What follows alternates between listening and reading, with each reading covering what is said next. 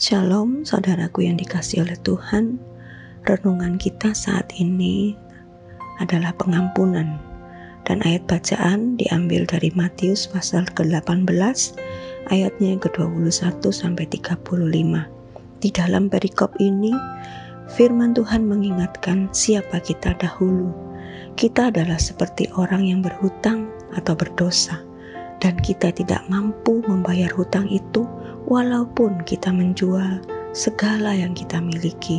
Tertulis di dalam ayatnya yang ke-25, tetapi karena orang itu tidak mampu melunaskan hutangnya, raja itu memerintahkan supaya ia dijual beserta anak istrinya dan segala miliknya untuk pembayar hutangnya. Dan akhirnya kita memperoleh kasih karunia dari Tuhan yang akhirnya melepaskan kita dari hutang dosa kita. Tertulis di ayatnya yang ke-27, lalu tergeraklah hati raja itu oleh belas kasihan akan hamba itu, sehingga ia membebaskannya dan menghapuskan hutangnya. Ya, itulah kita. Kita adalah orang-orang yang sudah menerima kasih anugerah pengampunan dari Tuhan. Biarlah kita terus mengingat akan hal itu. Karena jikalau kita selalu menyadari dan mengingat akan hal itu, niscaya kita akan dapat mengampuni siapapun yang menyakiti kita atau berbuat salah terhadap kita. Firman Tuhan mengatakan dengan jelas berapa hutang kita yang dihapuskan, yaitu 10.000 talenta. Sedangkan kesalahan orang lain pada kita hanyalah 100 dinar. Firman Tuhan seolah-olah menyadarkan kita akan besarnya kasih dan pengampunan yang sudah kita terima, dan itu tidak sebanding dengan kesalahan orang lain terhadap kita. Ingat akan itu. Dan ayat 31 menyiratkan bahwa dunia melihat kita adalah saksi Kristus. Kita mencerminkan kasih Kristus itu di dalam hidup kita melalui dengan cara kita bisa mengasihi orang yang bersalah atau menyakiti kita. Itulah mengampuni. Di ayatnya yang ke-33 mengatakan, bukankah engkau pun harus mengasihani kawanmu seperti aku telah mengasihani engkau?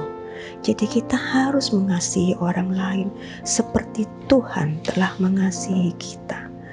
Dan tanpa kasih dari Tuhan, kita tidak akan bisa mengampuni dan mengasihi orang-orang yang bersalah kepada kita. Mengapa? Karena pengampunan itu haruslah dengan totalitas.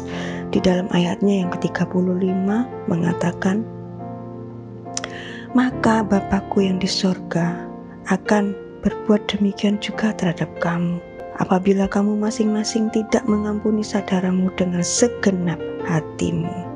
Artinya kita harus mengampuni sesama kita dengan segenap hati kita. Artinya mengampuni dengan tulus dan tidak setengah-setengah. Kita harus mengampuni dengan sepenuh hati. Bukanlah perkara yang mudah bagi daging kita untuk mengampuni orang yang bersalah kepada kita. Tetapi yakinlah kita akan mampu melakukannya. Mengapa?